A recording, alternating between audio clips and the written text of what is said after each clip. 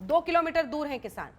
अब बॉर्डर की बात नहीं है, अब दिल्ली के बीचों बीच है, वो जमे हुए हैं, वो अड़े हुए हैं, वो कानून वापसी से कम पर मानने को तैयार नहीं है।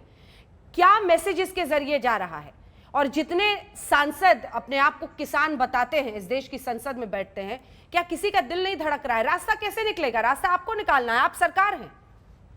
बिल्कुल, और इसीलिए कृषि मंत्री जी ने बिल्कुल साफ तौर से कहा है कि हमारे किसान भाइयों और बहनों के लिए हमारे रास्ते पूरी तरह से खुले हैं। 50 घंटे से ज्यादा की बातचीत हो चुकी है, 11 राउंड हो चुके हैं बाकायदा आधिकारिक ऑफिशियल डायलॉग के दोनों के बीच। यही नहीं, सुप्रीम कोर्ट द्वारा कमेटी भी बनाई गई जिसको लेकर भी किसानों के संगठन जो पूरे इस धरने और प्रोटेस्ट के जो आका हैं, उन्होंने उसके लिए भी मना कर दिया। आज भी नरेंद्र तोमर जी कह रहे हैं कि हम पूरी तरह से स्वागत करते हैं, हमारे आपके पास कोई भी प्रस्ताव हो, लेकिन ना तो कोई प्रस्ताव है, ना तो कोई एक उनके पास एक ऐसी चीज है जिसके तर्ज पर वो तर्क के जरिए, दो बातें शाजिया जी, दो बातें मैं आपको टोक रही हूँ, दो बातें। आपने सबका तारुफ प्रस्ताव तो सरकार को देना होगा ना। किसान रूठे हुए हैं, देश के अन्नदाता रूठे, आप ही बात पूरी कीजिएगा, आप ही बात पूरी कीजिएगा, इसीलिए पूछ रही हूं। आपने तारुफ सबका किया, भगवंत मान जी का भी तारुफ आपने किया। मैं थोड़ा इजाफा करना चाहूंगी, ये भगवंत मान उसी आम आदमी पार्टी से हैं जिनके नेता केजरीवाल जी ने कहा था कि एपीएमसी की जो मंडियां हैं वो दलालों का गढ़ है।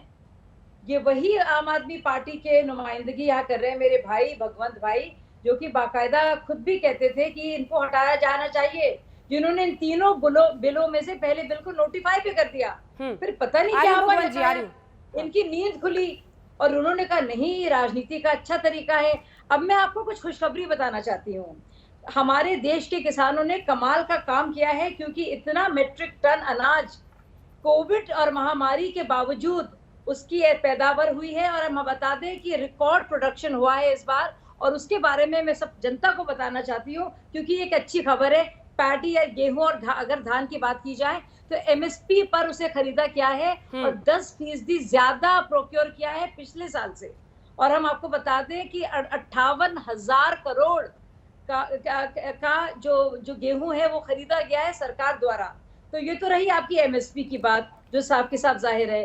दूसरी बात जिसको लेकर उनको बहुत परेशानी है, कॉन्ट्रैक्ट फार्मिंग को लेकर, तो मैं बताना चाहती हूँ, ये भी कृषि मंत्री ने साफ कर दिया है कि ऐसा ही बिल बाकायदा रेगुलेटरी अथॉरिटी के साथ 2000 पहले 3 अमरिंदर सिंह लाए थे, फिर उसमें फेरबदल हुआ था और अकाली सरकार बीजेपी के साथ मिलकर ऑलरेडी ये है बाकायदा, इसका अनुबंध है। बल्कि हमारा बिल जो है वो उस पर इम्प्रूवमेंट है, उसमें किसानों को सजा दी जाती है इस अनुबंध में। लेकिन हमारा बिल तो कहता है कि किसानों को सजा नहीं मिलेगी, दूसरी पार्टी है उस पर ज्यादा जिम्मेदारी होगी।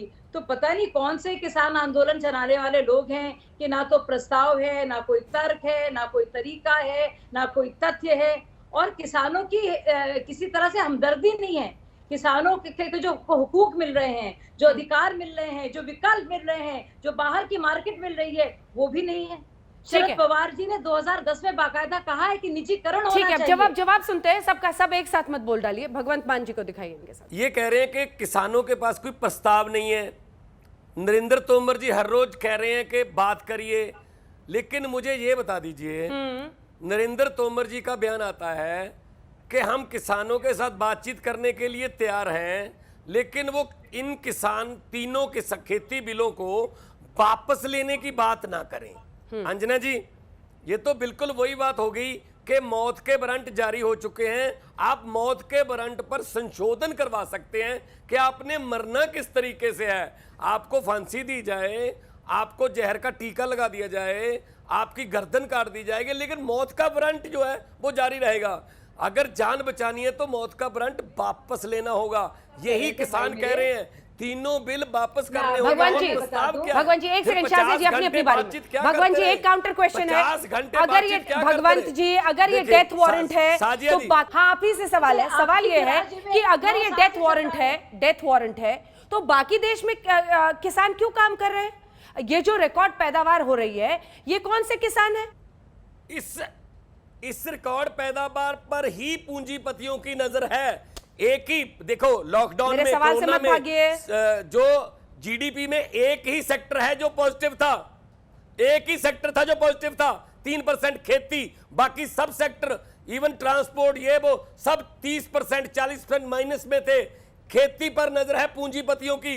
एक मिनट, मुझे अंजना जी ये बता दीजिए, साजिया जी बैठी है सरकार की तरफ से, वो रिप्रेजेंटेटिव है, कि जिसके लिए कानून बनाया है कि हम इनकी जिंदगी बदल देंगे, जब वही कह रहे हैं कि हमें नहीं चाहिए ये कानून, तो इन कानूनों को रद्द करने तो का कंफ्यूजन है भगवंत जी। इसका मतलब कोई किससे और बात है करें? जिसको नुकसान हो रहा है। अगर ये जो किसानों के प्रतिनिधि हैं जिनके साथ कृषि मंत्री की बैठक हो रही आ रही है ना, वो तो कह रहे हैं कि आप तीनों कानून वापस लो वरना बातचीत ही नहीं होगी। तो ऐसे ऐसे कैसे रास्ता निकलेगा? और मेरे सवाल का आपने जवाब नहीं दिया सर। मुझे ये बता दीजिए कि जो ये कानून है इनको क्या इंडिया में अभी भारत में पहली बार हो रहा है कि कोई कानून वापस नहीं लिया गया, बस जो बना दिया बना? कब आंदोलन हुआ था, कब देश में आंदोलन किया था पूरे देश के किसानों ने कि ये कानून लाया जाए वरना हम मर जाएंगे, वरना हमारी जिंदगी नहीं सुधरेगी? ये सब अपनी तरफ से ही लाते हैं और डिक्टेट करते हैं, बुलडोज करके पार्लियामेंट में, राज्यसभा में। चलो लोकसभा अगर ये में तो डेथ वारंट है, बहुमत है, बाकी पास करवा देश लेते में हैं। किसान राज्यसभा क्यों में पास किसानी कैसे कर रहे हुआ था? हैं, क्यों रिकॉर्ड पैदावार हो रहा है? मेरे सवाल का जवाब आपने नहीं दिया मान जी। तो आप मुझे एक मिनट बिहार के किसानों की बात बताऊं, जो बिहार से प्रवासी मजदूर हमारे यहाँ पंजाब में धान वगैरह की जो बिजाई करने के लिए या काम करने के लिए, मजदूरी करने के लिए या राजमिस्त्री करने के लिए आते हैं, उनके पास भी 7-7, 8-8 एकड़ जमीन है मैडम, लेकिन वहां एपीएमसी नहीं है, मंडियां नहीं है। पंजाब, हरियाणा, यूपी, हमारे यहाँ इंफ्रास्ट्रक्चर इतना अच्छा है कि आप एमएसपी की गारंटी से भाग रहे हैं, मंडियां खत्म कर देना चाहते हैं। अभी तो एक और ये देखिए, इन्होंने एक मिनट अंजना जी लास्ट, ठीक है लास्ट बोलिए। इन्होंने वादा किया था जब 11 दौर की बातचीत चल रही थी, साजिया इल्मी जी बोल रही थी, तो इन्होंने कहा था कि हम इलेक्ट्रिसिटी बिल नहीं लाएंगे। ये ला रहे हैं, ये ला रहे हैं, ये बिजली भी छीन रहे हैं, बिजली भी छीन रहे हैं, और पूरे देश के किसानों का फायदा हो रहा है। कृष्णवीर जी इसका जवाब दीजिए, फिर मैं आ रही हूँ गौरव। पहली बात तो भगवंत मान जी, आपकी दिल्ली की सरकार, आप पार्टी की है, किसानों के गेहूं की तो खरीद आपके दिल्ली की सरकार ने नहीं करी बवाना मंडी में। दूसरी बात आप सुनिए, एमएसपी पर आपने कहा एमएसपी खत्म हो रहा है, एमएसपी बढ़ाया जा रहा है, एमएसपी पे खरीद बढ़ाई जा रही है, 10% खरीद गेहूं की बढ़ी है। तीसरी बात आप सुनिए, जो 6% लोगों को एमएसपी मिलता है, उन 94% गरीब और जो छोटा किसान है जिसका शोषण आज तक मंडी के बिचौलियों ने किया। मैं नहीं बोला था जब आप बोल रहे थे, अब आप सुनिएगा, सच्चाई सुनने की जरा क्षमता रखिएगा अपने अंदर, बड़ा दिल करिए किसानों की बात जब करते हैं। तो मैं ये पूछ रहा हूं कि 94% किसानों को जिनका आज तक लूट मचाई है, जिनका शोषण हुआ है, उनके लिए अगर आज बाजार खुल जाएगा, चौधरी महेंद्र सिंह टिकैत पूरे जीवन भर बाजार खोलने की मांग करते करते इस दुनिया से चले गए। हम लोगों ने बराबर मांग की थी। मैं पूछता हूं, यूपीए 2 में शरद पवार जी ने बाजार खोलने के लिए कॉन्ट्रैक्ट फार्मिंग की बात करी। मैं पूछता हूं, पंजाब की सरकार ने कॉन्ट्रैक्ट फार्मिंग में 5 लाख रुपए पेनल्टी और जेल का प्रावधान साथ किया। ये इस कानून में, कॉन्ट्रैक्ट फार्मिंग में कहीं सबको, किसानों की जमीन को सुरक्षित किया गया? कितना आखिर किसानों के नाम पर हम लोग राजनीति करते हैं? ये बड़ा सवाल दलों के सामने।